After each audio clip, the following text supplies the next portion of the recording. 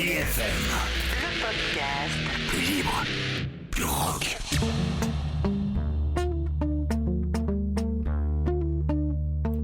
Au grand festival de la barbarie, le prix spécial Qu'est-ce qu'on en chie va récompenser la catégorie humaine qui a le plus ramassé dans l'histoire de l'humanité. Contrairement à d'autres récompenses hasardeuses dont les gagnants sont désignés par un jury forcément subjectif, le prix spécial Qu'est-ce qu'on en chie peut se vanter d'une objectivité totale.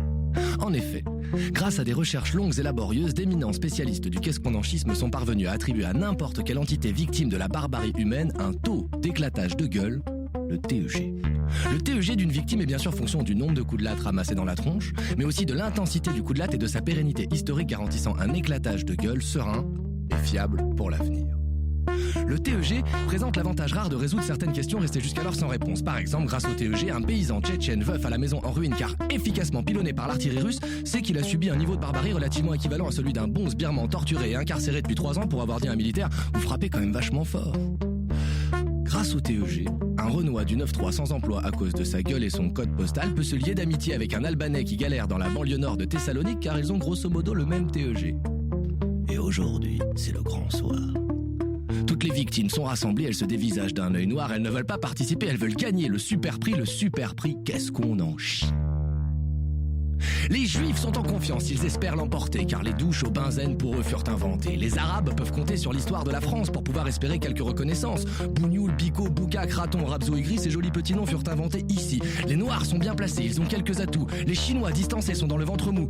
Les Roumains combatifs font une percée jolie, tout le monde est attentif pour qui sera le prix. Les Arméniens, les Azéris, les Tchétchènes et les Géorgiens ont fait une alliance stratégique en s'appelant les Caucasiens. Ils peuvent ainsi sur leur CV revendiquer 2 génocides. Ça donne des idées à l'Afrique qui oublie ses guerres fratricides. Et tous les pays africains se rassemblent sous la bannière de terre pillée par les colons de républiques bananières.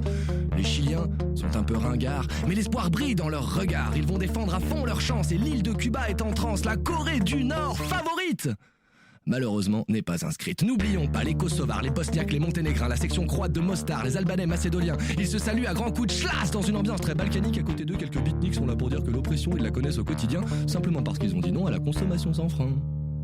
Les Indiens, les aborigènes misent sur un super TEG alors que le peuple turkmène reste discret sur le côté car leur dictateur attitré leur a promis une grosse raclée s'ils venaient à l'emporter. J'ai oublié plein d'autres sections qui nourrissent beaucoup d'ambition et qui sont contentes d'être là, les rescapés d'Hiroshima et l'amicale de Tchernobyl, les Harkis, le peuple kabyle, les roux, les blonds, les albinos, les myopes, les petits, les chicanos, les laotiens, le peuple khmer, les RMistes de Fos-sur-Mer, les homosexuels de Bagdad, les deux narines de Pierre Palmade, les tziganes qui se font latter de Moscou Nord jusqu'à Fézin se disent que pour leur TEG ça marque quand même pas mal de points. L'Europe de l'Ouest, les USA et tous les blancs occidentaux dotés d'un TEG très bas sont dépités, mais très bientôt seront des candidats sérieux pour le prix du super bourreau. Et la France a un bon niveau quand il s'agit d'être bovin. Elle a donc sorti du bon vin et se bourre la gueule en bavant avec ses frangins bavarois. Ils font des grosses têtes de méchants en hurlant « Les bœufs sont les rois !» Mais revenons à nos moutons, parce que pour n'oublier aucun candidat au prix qu'est-ce qu'on en chie, on en chie. Alors si on se met à vouloir énumérer tous les bœufs du prix qu'est-ce qu'on est bœuf, on s'en sortira pas. Mais il n'est tout de même pas sans intérêt de constater qu'un candidat qu'est-ce qu'on en chie peut postuler au prix qu'est-ce qu'on est bœuf dans la mesure où il n'est pas rare de voir un bourreau devenir victime ou une victime devenir bourreau. Mais ça y est, c'est l'instant crucial.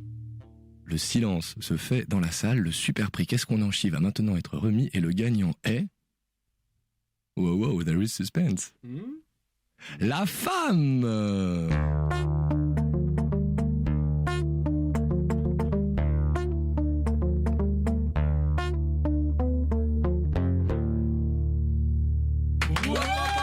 La grande spéniale du matin. Oui FM. Le podcast. Oui FM. Plus libre, plus rock.